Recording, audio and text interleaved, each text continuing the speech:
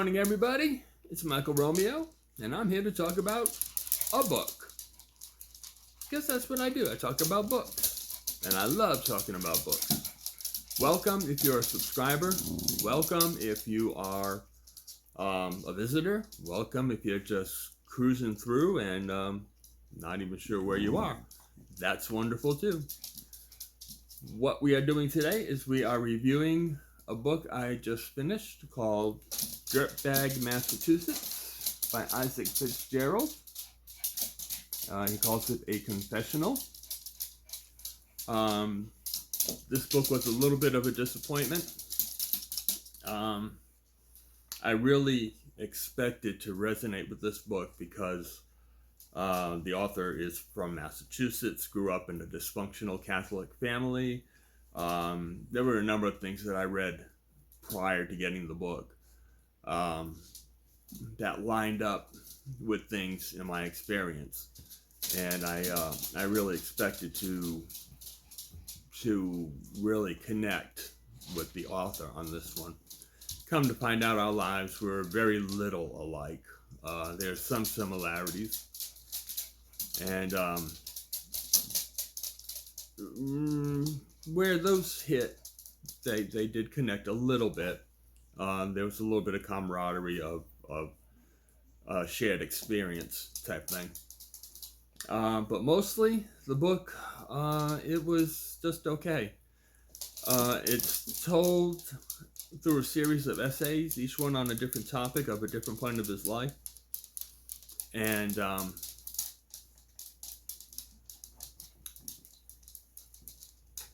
what got me about them, or didn't get me about them, is that he tells the story of the episode in his life, but he doesn't delve into it. There's no, this is what it did to me, this is how I overcame it, this is the lesson I learned, this is whatever. There was no introspection, with the exception of one chapter, one essay, about halfway through, when he volunteers with a group working in Burma, and there was some introspection there regarding his worldview and how he felt about what he was witnessing with the what do they call it, the junta, the regime that is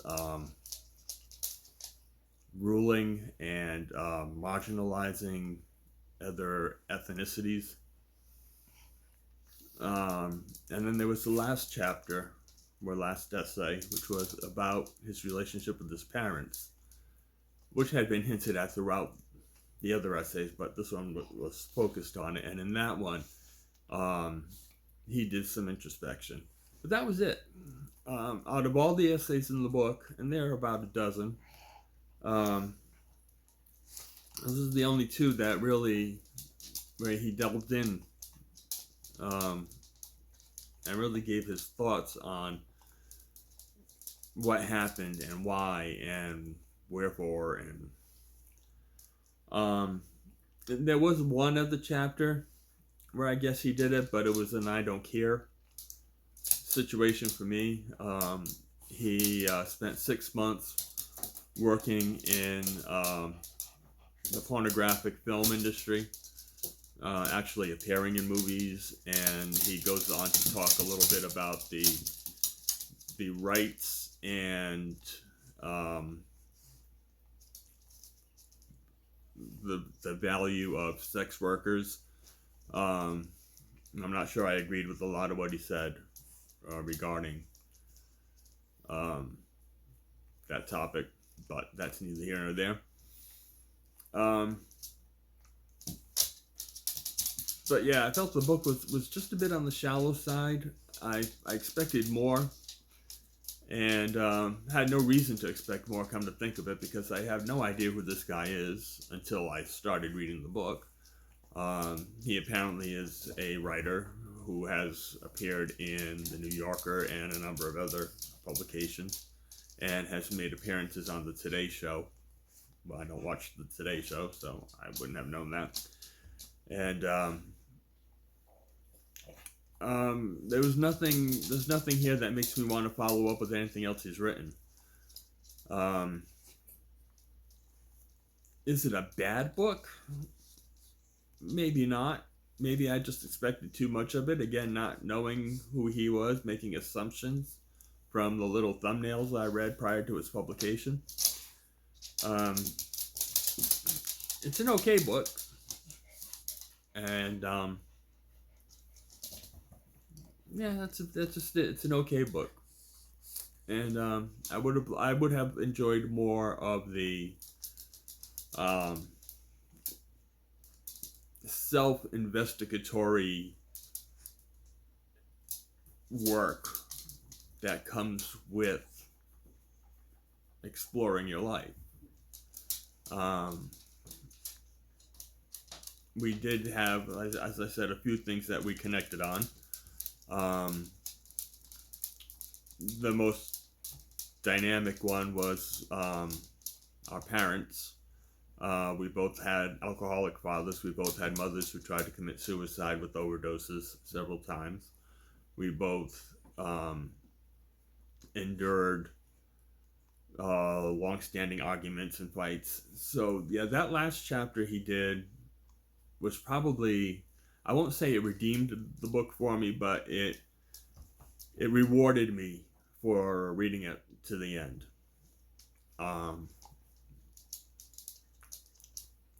And I'm not 100% sure that he wrote that particular essay with the purpose of self-exploration, so much as a gotcha at his parents. That kind of had that feel to it a little bit. Like, I'm going to tell everything you guys did. And his parents apparently are still alive. And he comments on some of the comments they make about him writing that chapter. So overall, I did not find him to be a very nice person. Not somebody I would want to have over to dinner. If I ran into him somewhere, I might share a cup of coffee with him. And talk a bit, but he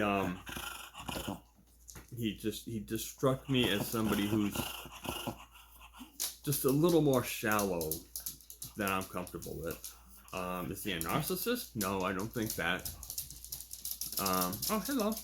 TARDIS is here. The kids are in a very playful mood. I'm sure you can hear all the clicking claws all over the floor. They're having fun this morning. And Trappist, come on. Yeah, we're having fun this morning. This is a play morning.